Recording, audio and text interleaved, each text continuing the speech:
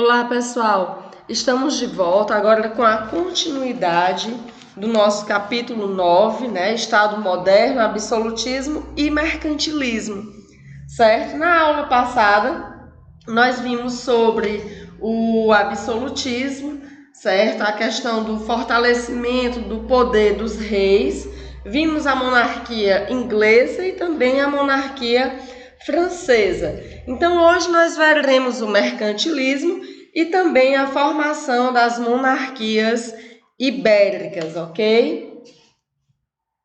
Nós vamos iniciar com o mercantilismo, né? As monarquias absolutistas europeias adotaram um conjunto de ideias e práticas econômicas chamadas de mercantilismo. Então, nós temos aqui as principais características, certo? Vamos iniciar com o metalismo. O metalismo era a crença, certo? Segundo a qual, quanto mais ouro e prata um país possuísse, mais rico ele seria. Então, com base nessa crença, procurava-se acumular metais preciosos no país. Uma outra característica era o exclusivismo colonial.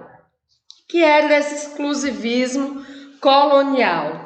As colônias, elas deviam comercializar exclusivamente com suas respectivas metrópoles, né? Nós podemos citar aqui o caso do Brasil, que por muitos anos foi colônia de Portugal, com quem havia, né, esse exclusivismo colonial, né? O Brasil só podia comercializar com Portugal, que era a sua metrópole. Então, a expectativa das metrópoles era conseguir comprar das colônias pelo menor preço admissível e vender para elas pelo maior preço possível, né? Oferindo com isso lucros extraordinários.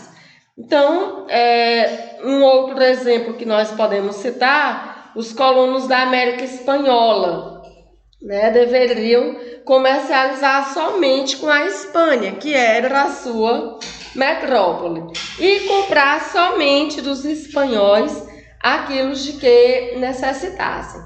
Mas assim, na prática, não era isso que ocorria, porque muitas vezes os colonos eles comercializavam diretamente com diferentes países e continentes, né? Eles acabavam não seguindo à risca esse exclusivismo colonial. Uma outra característica do metalismo era o protecionismo. O que era esse protecionismo? O protecionismo é um incentivo ao comércio e à manufatura nacionais, né? Então, protegendo-os da concorrência estrangeira.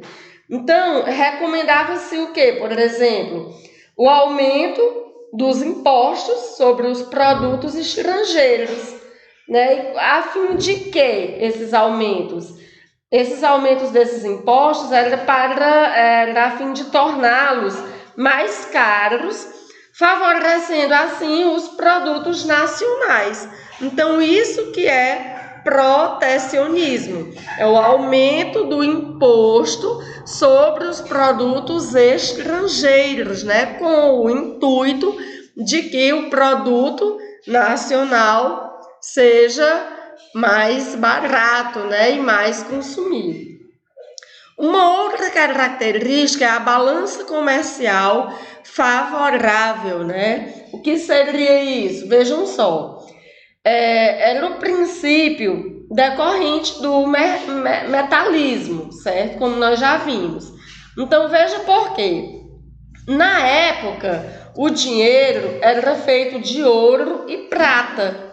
Então, assim, a forma de reter o ouro e a prata em um país era expor, né, exportar o máximo possível e importar o mínimo, obtendo assim um saldo positivo na balança comercial. Então, essa balança comercial favorável nada mais é do que diminuir as importações e aumentar as exportações, ok? Espero que vocês tenham compreendido direitinho essas características, certo, do metalismo, porque agora nós vamos para a formação das monarquias ibéricas. Quando nós falamos em ibéricas, nós estamos falando de quais países? Portugal e Espanha. Sempre que vocês virem esse termo ibérica, vai estar se referindo a Portugal e Espanha. Então veja, tanto a monarquia portuguesa quanto a monarquia espanhola se formaram durante as lutas dos cristãos para expulsar os árabes muçulmanos, certo? Os muçulmanos são seguidores de qual religião? Islamismo. Então, era a luta, dos cristãos para expulsar os árabes muçulmanos da Península Ibérica, certo? Então, essas lutas, elas foram chamadas de reconquista. Por quê? Porque o objetivo dessas lutas, o objetivo dos cristãos era justamente reconquistar as terras perdidas para os árabes, que eram muçulmanos, eram islâmicos. Então, com a invasão dos árabes muçulmanos, a liderança cristã se retirou para o norte da Península Ibérica, onde fundou os reinos de Leão, Castela, Narrava e também Aragão. Isso vocês podem observar nesse mapa, tá, pessoal? Aí, logo nesse primeiro mapa, vocês vão ver que eles vão estar, a Península Ibérica vai estar aí só onde tem aí no mapa o reino de Leão, Castela, Navarra e Aragão. Então, a partir do século IX, animada, pelo espírito das cruzadas e também pelas desavenças entre os próprios muçulmanos, a liderança cristã ela iniciou as lutas de reconquista. E isso, vocês podem acompanhar bem direitinho aí nesse mapa, do século 11, 12, 13 e 14. Observem aí nessa imagem essa parte em amarelo, por exemplo. Olha só, lá no primeiro mapa do século XI, observem que tem aí o Califado de Córdoba. E com o passar do tempo, esse califado ele foi diminuindo, não é isso? E observem aí, no último mapa, certo? Que vocês nós já vamos ter aí definido o Portugal, Portugal. Então, vejam que dá para observar direitinho como ocorreu esse processo, de reconquista da Península Ibérica. Aí nós vamos aqui para o reino de Portugal.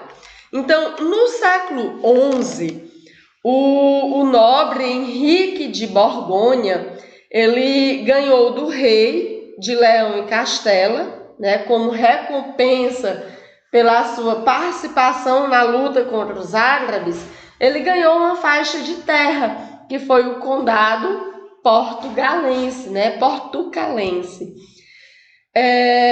O seu filho, o rei Afonso Henrique, conquistou, ele continuou a combater os árabes e, ao mesmo tempo, ele liderou a luta para conseguir a independência do condado. Então, em Em 1139, né, ele rompeu com o rei de Leão e Castela e proclamou a independência do condado, fundando assim o Reino de Portugal. Então, Afonso Henrique, ele sagrou-se, vamos ver aqui, sagrou-se e deu início à dinastia de Borgonha, né? Então, ele sagrou-se rei, né? O primeiro de Portugal, e deu início aí a essa dinastia que nós já citamos, a dinastia de Borgonha. Então, os reis dessa dinastia continuaram lutando contra os árabes, né? E em 1249 conseguiram incorporar as terras de Algarve na região sul, certo? E complementou-se assim a formação do Reino de Portugal, ok? Bom, agora nós veremos a formação da Espanha, ok? Então, assim, na região vizinha a Portugal, as lutas dos cristãos contra os árabes muçulmanos era liderada pelos reinos de Castela e Aragão, certo? Ambos possuíam cidades portuárias bastante movimentadas, como Barcelona, né, por exemplo. E também um grupo de comerciantes que colaborava com a monarquia. Esse grupo de comerciantes, eles forneciam dinheiro para a luta contra os árabes, certo? Então, em 1469, ocorreu um fato decisivo para o processo, né, que estamos estudando. Então, os reis cristãos Fernando de Aragão e Isabel de Castela se casaram. E assim eles uniram suas terras e também seus esforços, né, no combate aos árabes, ok?